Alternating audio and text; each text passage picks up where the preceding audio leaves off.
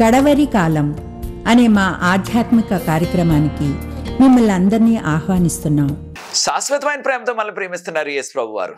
ఆయన నమ్మిన వారందరికీ కూడా ఉచితంగా రక్షణ ఇస్తున్నారు. ఆ ప్రేమ గల యేసు ప్రభు వారు త్వరలో వస్తున్నారు రెండోసారి లోకానికి. ఆయన నమ్మిన వారందరినీ కూడా పరలోకం తీసుకెళ్తారు.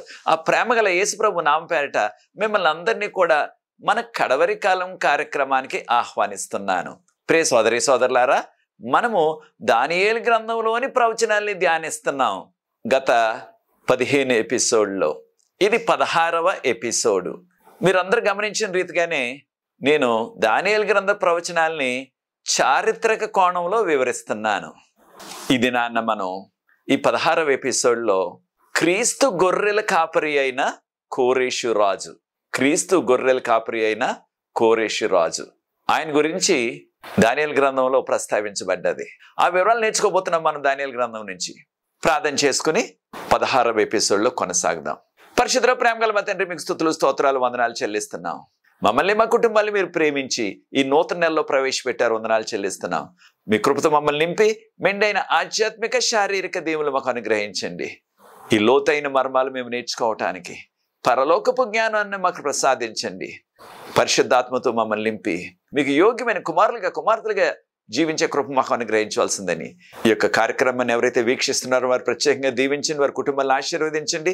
ఈ పరిచర్య ముందు కొనసాగడానికి ఎవరైతే సహకరిస్తున్నారో వారందరినీ కూడా ప్రత్యేకంగా దీవించవలసిందని ఈ యొక్క ఎపిసోడ్ ద్వారా, ఈ దిన వాక్యం ద్వారా మీరే మహిమ ఘనత తెచ్చుకొని మీకు యోగ్యమైన వారుగా మేము జీవించే కృప దయచేయమని యేసు ప్రభువు వారి పరిశుద్ధమైన నామమును బట్టి ప్రార్థిస్తున్నాను తండ్రి, ఆమేన్. ప్రియ సోదరి సోదరులారా, క్రీస్తు గొర్రెల కాపరి అయిన కోరేషు రాజు. బైబిల్ గ్రంథం అంతట్లో అనేక మంది అన్యులైన రాజుల గురించి చెప్పబడ్డది. వారందరిలో కూడా ఒకే ఒక రాజు ఆయన పేరుతోనే ప్రస్తావించబడ్డది బైబిల్ గ్రంథంలో. ఆయనే కోరేషు రాజు. కోరేషు రాజు పుట్టక ముందు కనీసం 150 సంవత్సరాల ముందు, 150 సంవత్సరాలకు ముందే యెషయా ప్రవక్త గారి ద్వారా ప్రభు ఈ వివరాలన్నీ కూడా ప్రవచనంలాగా వ్రాయించేశారు. కనుక ప్రియ సోదరి సోదరులారా, కోరేషుకు చాలా ప్రత్యేకత ఉన్నది. కోరేషు రాజుకు చాలా ప్రాముఖ్యత ఉన్నది దేవుని యొక్క ఏర్పాటులో, దేవుని యొక్క పరిచర్యలో. కనుకనే కోరేషు రాజు గురించి ఆయన పేరు పెట్టి వ్రాయించారు. ఈ వివరాలు మనం బైబిల్ గ్రంథంలో నేర్చుకోబోతున్నాం. కోరేషు రాజు గురించి దానియేలు గ్రంథంలో, దానియేలు గ్రంథం 6వ అధ్యాయం ఆఖరి వచనంలో, దానియేలు గ్రంథం 10వ అధ్యాయంలో మొదట్లో కోరేషు రాజు గురించి ప్రస్తావించబడ్డది. ఆయన పేరు రాశారు. ప్రియ సోదరి సోదరులారా, ఈ యొక్క కోరేషు, ఇంగ్లీష్లో సైరస్ అంటున్నాం. ఆ పేరుకు అర్థం సూర్యుడు, సూర్యుడు అని అర్థం. కారణం వారు అన్యులు కనుక ఆ పేరు పెట్టుకున్నారు. ఈ ఆధ్యాత్మిక సత్యాన్ని కూడా మనం నేర్చుకోవాలి. మన పేరు ఏదైనా సరే దేవునికి మనం లోబడినట్లయితే, దేవునికి సమర్పించుకున్నట్లయితే, నీ పేరు ఏదైనా సరే బైబిల్ గ్రంథం బోధిస్తున్న దేవునికి నువ్వు సమర్పించుకుని ఆయనకు లోబడినట్లయితే, ఆయన వాక్యపు వెలుగులో, ఆయన ఆకలి వెలుగులో జీవించినట్లయితే నిన్ను ప్రత్యేకంగా ప్రభు దీవిస్తారు. కనుక కోరేషు రాజును దేవుడు ప్రత్యేకంగా దీవించారు, ఎంతో హెచ్చించారు. ఆయన పరిచర్యలో ఒక బలమైన వ్యక్తిగా ప్రభు వాడుకున్నారు. ఆ దినాల్లో ఈ భూమి మీద సమస్తాన్ని ఆయనే సృష్టించారు.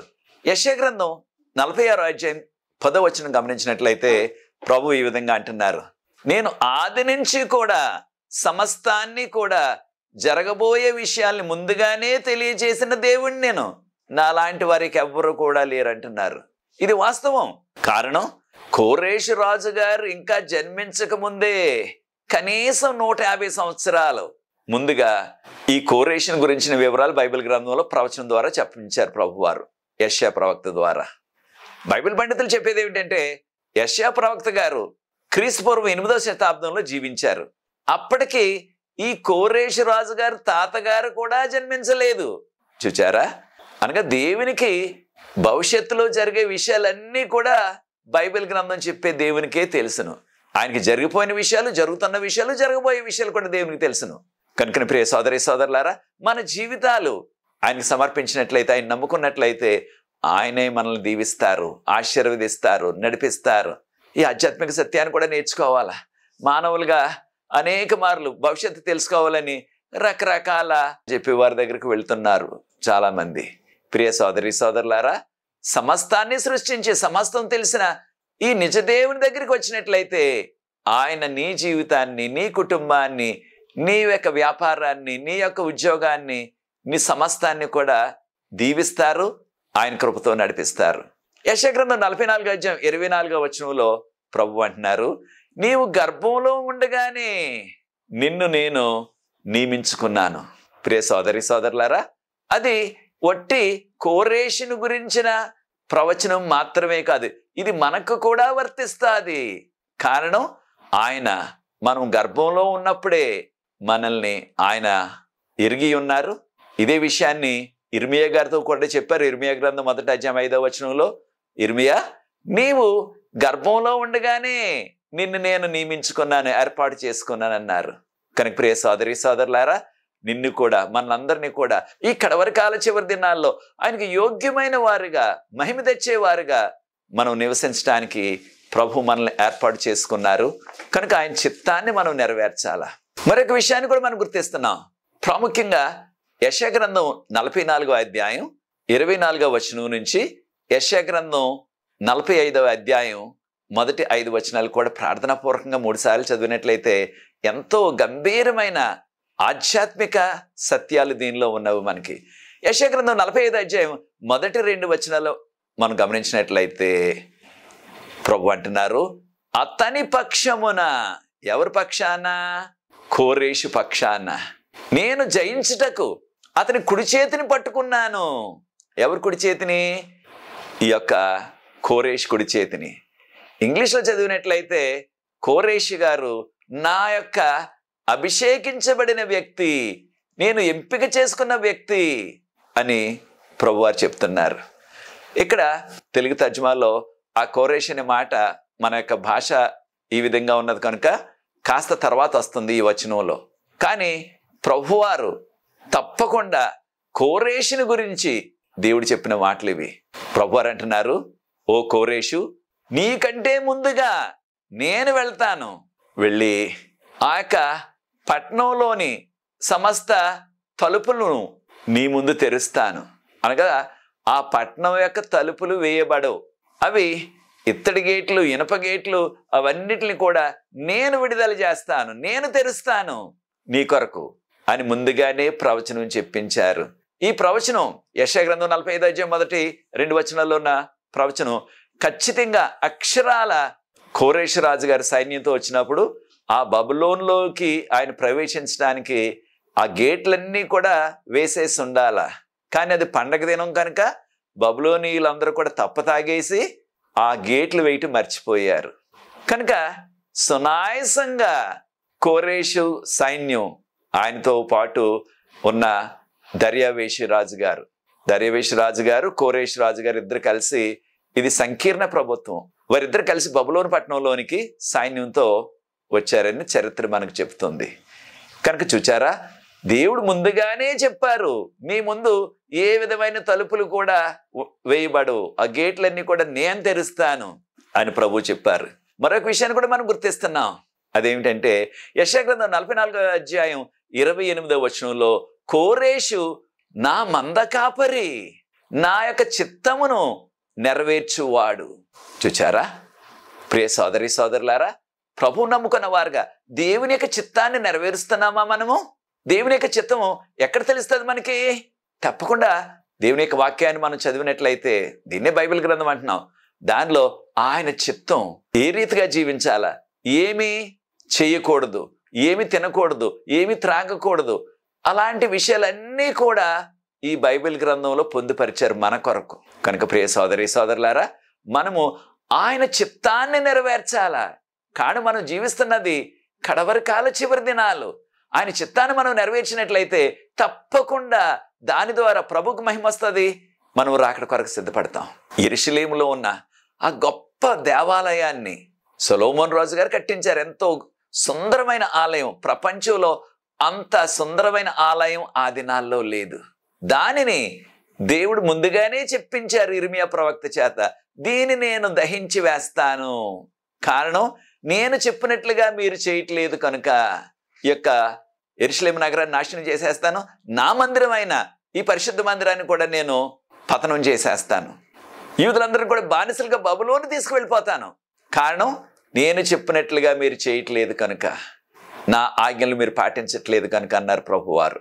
మీకు సమయం ఉన్నప్పుడు ఇర్మియా గ్రంథం 6వ అధ్యాయం నుంచి 10వ అధ్యాయం వరకు చదివినట్లయితే ఆ యొక్క బ్యాక్గ్రౌండ్ అంతా మనకు తెలుస్తుంది. ఎంతో భయంకరమైన పరిస్థితుల్లో దేవుని యొక్క కట్టడలన్నీ తెలిసినప్పటికీ, దేవుని యొక్క ఆజ్ఞలన్నీ కూడా తెలిసినప్పటికీ వాటిని పట్టించుకోకుండా వాటిని తొంగలో తొక్కేసి వారి ఇష్టానుసారంగా జీవించారు. కనుకనే దేవుడు ముందుగానే చెప్పినట్లుగానే యెరూషలేము దేవాలయం నాశనం అయిపోయింది. ఆ బబులోనీయులు వచ్చి యెరూషలేము నగరానికి నిప్పు పెట్టారు. ఆ నగరం అంతా కూడా కాలి బూడిదైపోయింది. దేవుని యొక్క మందిరం కూడా కాలిపోయింది. కారణం, ఆయన అనుమతించారు వీరికి ఒక పాఠం నేర్పించడానికి. అయితే చూడండి ప్రభువారు ఏమంటున్నారు, ఈ యొక్క కోరేషు ద్వారా మరలా నా మందిరానికి పునాది వేస్తాడు కోరేషు, నా మంద కాపరి. యెషయా గ్రంథం 44:28 గమనించినట్లయితే కోరేషు నా మంద కాపరి, నా మందిరానికి పునాది వేస్తారు అని చెప్పబడ్డది. ఎవరు వేస్తారు? కోరేషు రాజు ద్వారా పునాది వేస్తారు.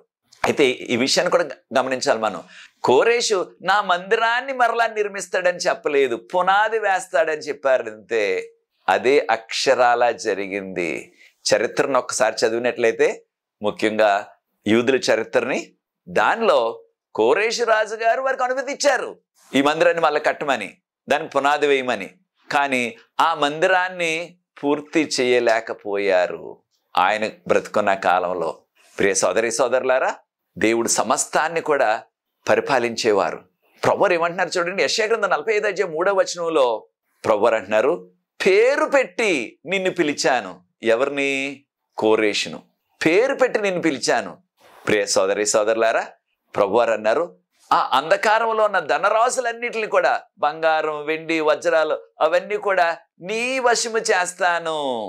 కారణం, ఆ దినాల్లో రాజులు వారికున్న ఆ ధనమంతా కూడా, వారికున్న బంగారం, వజ్రాలు, ఆ విలువైనవన్నీ కూడా వారు రహస్యంగా పెట్టేసేవారు. ఆ రాజుగారి సేవకులకు కూడా అందరికీ తెలియదు ఎక్కడ ఉంటుందో ఆ బంగారం అంతా. ఒక్కరికో ఇద్దరికో తెలుస్తుంది అంతే, ఇంకెవ్వరికీ తెలియదు. అంత రహస్య స్థలంలో చీకట్లో ఉంచేసిన ఆ ధనమును, ఆ ధనరాశులన్నీ కూడా, అవన్నీ కూడా నీ వశము చేస్తాను, నీ చేతికి అప్పగిస్తాను నేను. అలాగే జరిగింది. బబులోను వారు అనేక సంవత్సరాల పాటు నెబుకద్నెజరు రాజు గారు, తర్వాత రాజులు కూడా పోగు వేసిన బంగారం, వజ్రాలు, వెండి, రత్నాలు అవన్నీ కూడా ఆయన వశమైపోయాయి. ప్రియ సోదరి సోదరులారా, యెషయా గ్రంథం 45:4 కూడా ఒక్కసారి గమనించినట్లయితే ప్రభువారు ఏమంటున్నారో చూడండి, నా సేవకుడైన యాకోబును బట్టి నీకు ఈ మేలు చేస్తున్నాను. అనగా కోరేషు యూదుడు కాదు, యాకోబు యూదుడు. యాకోబు సంతతి వారందరూ కూడా ఇశ్రాయేలీలు. అయితే వారికి మేలు చేయటానికి, వారికి ఉపకారంగా ఉండటానికి ఈ కోరేషును అన్యుడైనప్పటికీ రాజుగా ప్రభు ఎన్నుకున్నారు. కనుక ప్రియ సోదరి సోదరులారా, ప్రభువారు అంటున్నారు చూడండి, యెషయా గ్రంథం 45:4 నీవు నన్ను ఎరుగకపోయినప్పటికీ. కారణం, కోరేషు అన్యుడు, నిజదేవుడు ఎవరో తెలియదు, బైబిల్ గ్రంథం తెలియదు, యెషయా గ్రంథం తెలియదు, ఏ గ్రంథము తెలియదు ఆయనకి. అయినప్పటికీ నీవు నన్ను ఎరగకపోయినప్పటికీ నిన్ను నేను ఏర్పాటు చేసుకున్నాను. దేవునికి స్తోత్రం. ప్రియ సోదరి సోదరులారా, ఈ వాక్యం మన పట్ల కూడా నెరవేరుతుంది, మన పట్ల కూడా ఇది నిజం అవుతుంది. కారణం, మనలో అనేకులు నిజ దేవుని గురించి తెలియకపోయినప్పటికీ ప్రారంభంలో వారి కుటుంబం కారణం అన్యులు కనుక. అయితే దేవుని యొక్క మహాకృపను బట్టి ఆయన మనల్ని పిలిచారు, నిలబెట్టారు, దీవిస్తున్నారు, అనేక ఇబ్బందుల నుంచి మనల్ని తప్పిస్తున్నారు, ఆయన మహిమ కొరకు మనల్ని నిలబెడుతున్నారు. కనుక ప్రియ సోదరి సోదరులారా, దేవుడు ఈ కోరేషును తన ప్రజలైన ఇశ్రాయేలులకు మేలు చేయటానికి, వారికి ఉన్న ఆ చెర నుంచి విడిపించటానికి, వారు బబులోనులో 70 సంవత్సరాలు బందీలుగా ఉన్నారు. దీనివలన వారు చేసిన అతిక్రమాన్ని బట్టి, వారు దేవుని యొక్క ఆజ్ఞలకు లోబడలేదు కనుక ముందుగానే హెచ్చరించి అప్పుడు దేవుడు శిక్ష వేశారు. హెచ్చరిక లేకుండా శిక్ష వేయలేదు ఆయన. అదే పరిస్థితి మనకు కూడా. మనకి హెచ్చరిక వెంబడి హెచ్చరిక చేస్తున్నారు, మన జీవితాలు పరిశుద్ధంగా ఉండాలని. హెచ్చరిక వెంబడి హెచ్చరిక చేస్తున్నారు, ఆయన రాకడ త్వరలో వచ్చేస్తుందని. వాటిని మనం రాకడ గుర్తులు అంటున్నాం. అవన్నీ చూసినప్పటికీ మన జీవితాల్లో మార్పు లేకపోయినట్లయితే అప్పుడు దేవుని యొక్క శిక్ష నుంచి మనం తప్పించుకోలేము. దానియేలు గారు కోరేషు రాజు కాలంలో ప్రధానమంత్రిగా పనిచేశారు. ఎంతటి ఆధిక్యత వచ్చిందో చూడండి దానియేలు గారికి. కోరేషు రాజు గారు ఎంతో ఉపకారం చేశారు యూదులకి. దానియేలు గారికి తక్కిన యూదులకి కూడా. ప్రియ సోదరి సోదరులారా, మన జీవితాల్లో మన కుటుంబాలకు కూడా అనేకమైన ఉపకారాలు చేస్తున్నారు. చాలా సందర్భాల్లో ఉపకారం పొందుతున్నాం కానీ మనం మర్చిపోతున్నాం. కోరేషు రాజు గారు రాజు అయిన సంవత్సరం క్రీస్తు పూర్వం 538 సంవత్సరం 538 BC.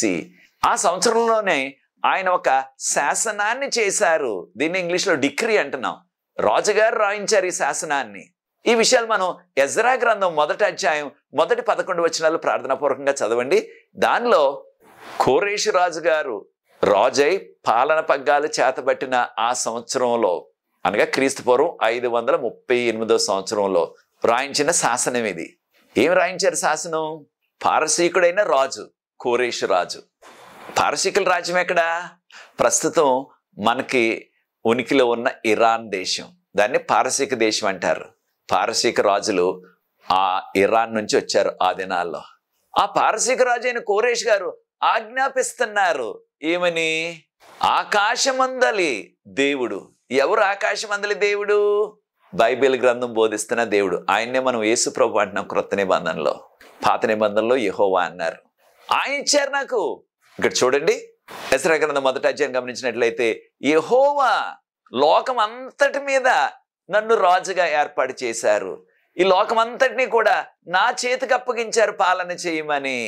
దానితో పాటు ఆ యెహోవా దేవునికి తన యొక్క ఎంచుకున్న నగరమైన యెరూషలేములో మందిరాన్ని కట్టించమని నాకు ఆయన శాసించారు అని ఆ శాసనంలో రాసి, ఎవరైనా సరే యూదులు ఈ బబులోనును విడిచి, అప్పటికి బబులోనులో 70 సంవత్సరాల పాటు జీవించారు వారు బానిసలుగా, మీకు విడుదల ఇస్తున్నాను, మీ దేశానికి మీరు వెళ్ళిపోవచ్చు, యెరూషలేముకి మీరు వెళ్ళిపోవచ్చు, వెళ్ళినప్పుడు యెహోవా మందిరాన్ని మీరు నిర్మించండి అని ఆ మందిరానికి అవసరమైన విరాళం కూడా ఇచ్చారని మనకు చరిత్ర చెప్తుంది. చూచారా ప్రియ దేవుని బిడ్డలారా? అన్యుడైనప్పటికీ ఎంతటి సాహసం చేశారో బహిరంగంగా ఒప్పుకున్నాడు. ఆకాశమందున్న యెహోవా దేవుడు నాకు ఇచ్చారు ఈ అధికారాన్ని. ఎలాగ తెలిసి ఈయనకి అన్యుడైనప్పటికీ ఈ యొక్క కోరేషు రాజు అన్యుడు, ఆయనకి నిజమైన దేవుని గురించి ఎవరు చెప్పారు అనగా తప్పకుండా దానియేలు ప్రవక్త గారు. మనకి యోధా చరిత్ర చెప్తున్నది ఏమిటంటే, దానియేలు ప్రవక్త గారు యెషయా గ్రంథాన్ని తీసుకువెళ్ళి, రాజా మా గ్రంథంలో, దీన్ని యెషయా గ్రంథం అంటాం మేము, దానిలో మీ పేరు మీరు పుట్టక ముందే రాసేశారు ఇక్కడ అని చెప్పారని చరిత్ర చెప్తుంది. ఎప్పుడైతే కోరేషు రాజు ఆ మాటలు విన్నారో ఆశ్చర్యపోయి, నా పేరున్నదా మీ గ్రంథంలో, నేను చూడాలా అనగానే అప్పుడు దానియేలు ప్రవక్త గారు తనతో తీసుకువెళ్ళిన యెషయా గ్రంథాన్ని తెరిచి, మనం చదివిన యెషయా గ్రంథం 44వ అధ్యాయం 28వ వచనం నుంచి యెషయా గ్రంథం 45వ అధ్యాయం 5వ వచనం వరకు చూపించారని చరిత్ర చెప్తుంది. ఆ దినాల్లో బైబిల్ గ్రంథం, ఏ గ్రంథం కూడా యెషయా గ్రంథం కానీ తక్కిన గ్రంథాలు కానీ అధ్యాయాల్లాగా వచనాల్లాగా ఇంకా విడగొట్టబడలేదు. అది చూచిన రాజుగారు ఆశ్చర్యపోయి, కోరేషు నా మంద కాపరి, నా చిత్తాన్ని జరిగిస్తాడు. యెషయా గ్రంథం 44వ అధ్యాయం 28వ వచనంలో, నేను అభిషేకించుకున్న కోరేషు, నీకు ప్రపంచం అంతటిని కూడా నీ చేతికి అప్పగిస్తున్నాను, జనులందరినీ కూడా నువ్వు జయిస్తావు. ఈ వివరాలు చదువుతున్నప్పుడు, నీవు నన్ను ఎరగకపోయినప్పటికీ నేను నిన్ను ఏర్పాటు చేసుకున్నాను, నేను నిన్ను పేరు పెట్టి పిలిచాను. ఈ మాటలు చదివేటప్పటికి ఆశ్చర్యపోయి, ఇంత గొప్ప దేవుడు అని ఆయన కూడా నిజ దేవుణ్ణి విశ్వసించాడు. కనుక ఏమని రాశారు ఎజ్రా గ్రంథంలో? ఆయన రాసిన ఆ యొక్క శాసనం ఈనాటికి కూడా ఆ శాసనం మనకి అందుబాటులో ఉన్నది. దేవునికి స్తోత్రం. ఇది ఎవరో కల్పించిన కట్టుకథ కాదు. ఆ శాసనం ఇంకా కూడా నిలిచి ఉన్నది. ఆ రోజుల్లో ఉన్న మట్టితో చేసేవారు, క్లే టాబ్లెట్ అంటారు, మట్టితో చేసిన పలక అన్నమాట. దాని మీద రాయించారు ఆ శాసనాన్ని. దాన్ని కూడా ప్రస్తావిస్తాను. ఇశ్రాయేలీ ప్రజలకి కోరేషు రాజు గారు వారికి స్వాతంత్రం ఇచ్చారు, మీరు వెళ్ళిపోవచ్చని. దానితో పాటు మందిరాన్ని కట్టడానికి కొంత విరాళం కూడా ఇచ్చారు. దానితో పాటు ఆ మందిరానికి సంబంధించిన యెరూషలేములో ఉన్న యెహోవా మందిరానికి సంబంధించిన బంగారు వెండి పాత్రలు నెబుకద్నెజరు రాజు గారు యెరూషలేము నుంచి బబులోనికి తీసుకొచ్చేసి బబులోనులో ఉంచారు వాటిని. ఎన్ని పాత్రలు? ఎజ్రా గ్రంథం 1వ అధ్యాయం 11వ వచనం. ఎజ్రా గ్రంథం 1వ అధ్యాయం 11వ వచనం గమనించినట్లయితే బంగారు వెండి వస్తువులన్నీ 5400, ఏకంగా 5400 బంగారు పాత్రలు, వెండి పాత్రలు, అనగా వేల కేజీలు బంగారం. ఒట్టి వారికున్న ఆ 7 సువర్ణ దీపాలతో ఉన్న స్తంభం, ఆ ఒక్క 7 దీపాల స్తంభం దాని దేవాలయంలో లైట్ కొరకు ఉంచేవారు. ఆ సువర్ణ దీప స్తంభమే 48 కేజీలు బంగారం, ఒట్టి సువర్ణ దీపం ఒక్కటే. అలాంటివి అనేకమైన పాత్రలు ఉన్నాయి, బంగారు పాత్రలు. అవన్నీ కూడా రాజుగారు ఇప్పించేస్తే ఇశ్రాయేలు ప్రజలు వాటిని తీసుకొని యెరూషలేముకి తీసుకొచ్చారు. ఈ విషయాల్ని ఎజ్రా గ్రంథం 2వ అధ్యాయం మొదటి 2-3 వచనాల్లో ఈ బంగారు వెండి పాత్రలన్నీ కూడా నెబుకద్నెజరు రాజు గారు యెరూషలేమును నాశనం చేసేసిన తర్వాత బబులోనికి ఏ రీతిగా తీసుకువెళ్ళిపోయారో ఆ వివరాలు మనకున్నవి. దాంతోపాటు రాజుగారు రాసిన శాసనం ఎజ్రా గ్రంథం 3వ అధ్యాయం 11వ వచనం గమనించినట్లయితే యెహోవా మందిరానికి పునాది వేయమని నాకు ఆయన ఆజ్ఞాపించారు అని చెప్పారు కోరేషు రాజు గారు. ఎజ్రా గ్రంథం 3వ అధ్యాయం 11వ వచనం మనం ఈ విషయాలు చదువుతున్నాం. ఆర్కియాలజీ అంటున్నాం కదా, పురావస్తు శాఖ వారు యొక్క మట్టితో రాసిన ఆ పలకను కనుగొన్నారు. ఇది క్లే టాబ్లెట్ అంటున్నాం ఇంగ్లీష్లో. ఎజ్రా గ్రంథం 6వ అధ్యాయం 3-4 వచనాల్లో ఉన్న ఆ యొక్క శాసనం దీని మీద దొరికింది. బైబిల్లో ఎజ్రా గ్రంథంలో ఉంది. ఇది ఏదో వాళ్ళు రాసుకున్నారు అనుకోవటానికి లేదు. ఇప్పుడు కారణం మనకి చరిత్రలో ఆధారం దొరికింది. ఏకంగా రాజుగారు ఈ మందిరాన్ని కట్టించమని. ఎంత మందిరం అన్నారు? 90 అడుగులు ఎత్తు, 90 అడుగులు వెడల్పు. ఆ వివరాలు కూడా రాశారు దానిలో, ఆ మట్టి పలక మీద.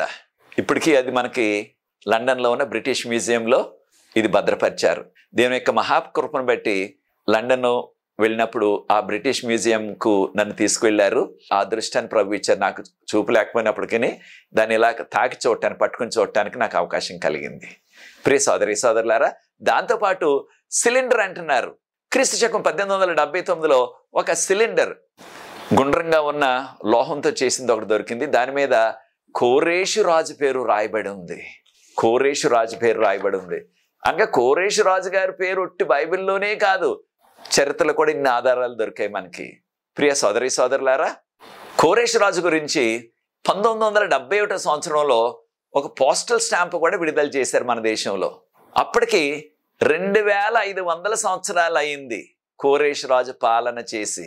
దాని సందర్భంగా 1971లో మన దేశంలో కూడా ఆయన గౌరవార్థం, ఆయన మన దేశీయుడు కాకపోయినప్పటికీ ఆయన గౌరవించడానికి ఈ యొక్క పోస్టల్ స్టాంప్ విడుదల చేశారు.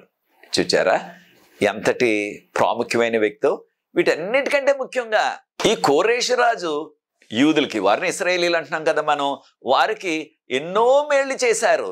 ఒక ప్రాముఖ్యమైన మేలు ఏంటంటే 70 సంవత్సరాలు బానిసత్వంలో మగ్గిపోయిన వారికి ఆయన స్వాతంత్రం ఇచ్చి, విడుదలిచ్చి, మరలా మీరు వెళ్ళిపోవచ్చు మీకు ఇష్టమైతే అన్నారు. అనేక మంది యూదులు బబులోని దేశంలో వారు ఇల్లు కట్టుకున్నారు, తోటలు వేసుకున్నారు. అవన్నీ కూడా విడిచిపెట్టేసి మన దేశం వెళ్ళిపోదాం, మన పట్టణాలకు వెళ్ళిపోదాం, యెరూషలేముకి వెళ్ళిపోదామని వాళ్ళు వచ్చేసారు. ఈ ఆధ్యాత్మిక సత్యాన్ని కూడా మనం నేర్చుకోవాలా. ఈ లోకంలో మనకు కొంతమందికి ఇల్లు ఉన్నది, తోటలు ఉన్నాయి, భూములు ఉన్నాయి. ఇవన్నీ కూడా కలకాలం మనతో ఉంటామంటే మనం ఉండము కలకాలం. ఇవన్నీ కూడా కొంతకాలమే. అయితే శాశ్వతంగా మనకి ఉండేది ఆ పరలోక రాజ్యం. దాన్ని నూతన యెరూషలేము అంటున్నాం. నూతన యెరూషలేముకు వెళ్ళటానికి, పరలోకం వెళ్ళటానికి నీవు ఆధ్యాత్మిక సిద్ధపాటు చేసుకుంటున్నావా ప్రియ సోదరి సోదరుడా? దాంతోపాటు ఈ కోరేషు రాజు గారు దానియేలు గారిని ప్రధానమంత్రి చేసేశారు. మరొక విషయం, ఆయన అందరి ముందు కూడా యెహోవా నిజమైన దేవుడు, ఆయనే నాకు ఈ అధికారం ఇచ్చారు, ఆయనే రాజ్యం ఇచ్చారు నాకని అన్యుడైనప్పటికీ ధైర్యంగా ఆయన సాక్ష్యం చెప్పారు. ఆ శాసనంలో రాయించేశారు. ఈ ఆధ్యాత్మిక పాఠాన్ని కూడా మనం నేర్చుకోవాలి. మనలో కొంతమంది ప్రభు నమ్ముకుంటున్నాం రహస్యంగా, బహిరంగంగా చెప్పటానికి ధైర్యం చాలట్లేదు మనకి. కారణం మన సామాజిక వర్గాన్ని బట్టి, మన తోటి ఉద్యోగస్తులను బట్టి ధైర్యంగా అందరికీ చెప్పలేకపోతున్నాం. చూడండి, ఈయన అన్యుడైనప్పటికీ లోకం అంతటికీ కూడా తెలియజేశారు ఈ శాసనం ద్వారా. యెహోవా దేవుడు, ఆకాశమందున్న దేవుడు, ఆయన నాకు ఇచ్చారు ఈ రాజ్యాన్ని అని. కనుక ఈ కడవరకాల చివరి దినాల్లో మనం కూడా దేవుడు చేస్తున్న మేళ్ళు, దేవుని యొక్క సత్యాన్ని, ఆయన రక్షణ భాగ్యాన్ని మనం కూడా ధైర్యంగా ఇతరులతో పంచుకోవాలి. దీన్నే మనం సాక్ష్యం అంటున్నాం. కోరేష్ రాజు గారు క్రీస్తు పూర్వం 530వ సంవత్సరంలో సహజ మరణాన్ని పొందారు, సహజమైన మరణాన్ని. అప్పుడు ఆయన్ని వారి దేశంలోనే ఆయన్ని సమాధి చేసేశారు. ఆయన సమాధి ఉన్న స్థలాన్ని ఇప్పుడు ఏమంటున్నారంటే పసర్గాదా అంటున్నారు. ప్రియ సోదరి సోదరులారా, చూచారా, దేవుడు ఒక అన్యుడైన వ్యక్తిని కూడా ఆయన ఎంచుకొని ఎంతో హెచ్చించి ఆయన మహిమ కొరకు వాడుకున్నారు. ప్రియ సోదరి సోదరుడా, నీవు కూడా ఈ బైబిల్ గ్రంథం బోధిస్తున్న దేవుడు నమ్మినట్లయితే, నీ రక్షకుడిగా అంగీకరించినట్లయితే నిన్ను ఆశీర్వదిస్తారు. కారణం ఆయన మన కొరకు సిలువ మీద మరణించారు. ప్రభువారు అన్నారు, ఆయన ముందుగానే చెప్పినట్లుగా 3వ దినాన్ని తిరిగి లేచారు. ఆయన వాగ్దానం చేశారు పరలోకం వెళ్ళక ముందు. ఆయన మరణించి తిరిగి లేచి 40 దినాలు అనేక మందికి ప్రత్యక్షమై పరలోకం వెళ్ళిపోయారు. అందరూ ఆయన పరలోకం వెళ్ళక ముందు ఏమని చెప్పారు? మీ హృదయాలను కలవరపడనియవద్దు, నేను నా తండ్రి దగ్గరికి వెళ్తున్నాను, మీ కొరకు స్థలం సిద్ధపరుస్తాను, అప్పుడు వచ్చి మిమ్మల్ని అందరినీ కూడా నేను నా తండ్రి ఇంటికి తీసుకువెళ్తాను, అనగా పరలోకం తీసుకువెళ్ళిపోతాను. ఈ మధ్యకాలంలో మనం మరణించినట్లయితే మనల్ని మహిమ శరీరంతో లేపుతారు. ఒకవేళ అప్పటికి జీవించి ఉన్నట్లయితే కడవరి కాలంలో జీవిస్తున్న మన యొక్క తరంలో కనురెప్పపాట్లో మహిమ శరీరం వస్తుంది. కనుక ప్రియ సోదరి సోదరులారా, పరలోకం తీసుకెళ్తారు. యుగ యుగాలు కూడా యేసు ప్రభు రాజ్యంలో మనం జీవిస్తాం.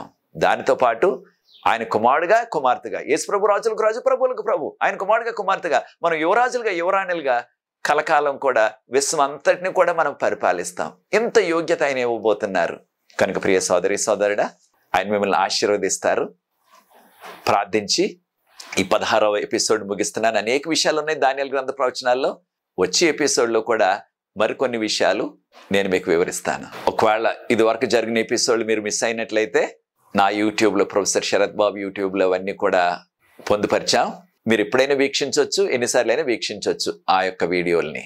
ప్రార్థించి ఈ వర్తమానాన్ని ముగిస్తాను. పరిశుద్ధ ప్రేమ గల మా తండ్రి, మీకు స్తుతులు స్తోత్రాలు వందనాలు చెల్లిస్తున్న మమ్మల్ని, మా కుటుంబాలని, మా సంఘాలని మీరు ఆశీర్వదించి దానియేలు గ్రంథంలోని ప్రవచనాల్ని ధ్యానించే కృపను మాకు దయచేశారు. వీక్షిస్తున్న ప్రతి వ్యక్తిని ప్రత్యేకంగా దీవించండి. ఈ పరిచర్య ముందు కొనసాగడానికి ఎవరైతే సహకరిస్తున్నారో వారందరినీ కూడా ప్రత్యేకంగా ఆశీర్వదించవలసిందని మీ కృపతో మమ్మల్ని నింపమని యేసు ప్రభువు వారి పరిశుద్ధమైన నామమును బట్టి ప్రార్థిస్తున్నాను తండ్రి, ఆమేన్. ప్రియ సోదరి సోదరులారా, ప్రభు మిమ్మల్ని ప్రేరేపించినట్లయితే పరిచర్య ముందు కొనసాగటానికి మీరు కూడా సహకరించండి. తెర మీద వచ్చే నంబర్కి సంప్రదించినట్లయితే వివరాలు మీకు అందిస్తాను. మీరు కూడా ఈ యొక్క పరిచర్యలో పాలిభాగస్తులు అవ్వండి. మనకు ప్రార్థన బృందం ఉన్నది. ప్రతి సాయంత్రం కూడా విజ్ఞాపన ప్రార్థన చేస్తున్నాం. అనేక జవాబులు ప్రవేశిస్తున్నారు. మీరు కూడా ఈ అవకాశాన్ని సద్వినియోగం చేసుకోండి. వచ్చే ఎపిసోడ్లో 17 ఎపిసోడ్లో మరలా కలుసుకుందాం. ప్రభు మిమ్మల్ని ప్రత్యేకంగా దీవించుగాక. God bless you.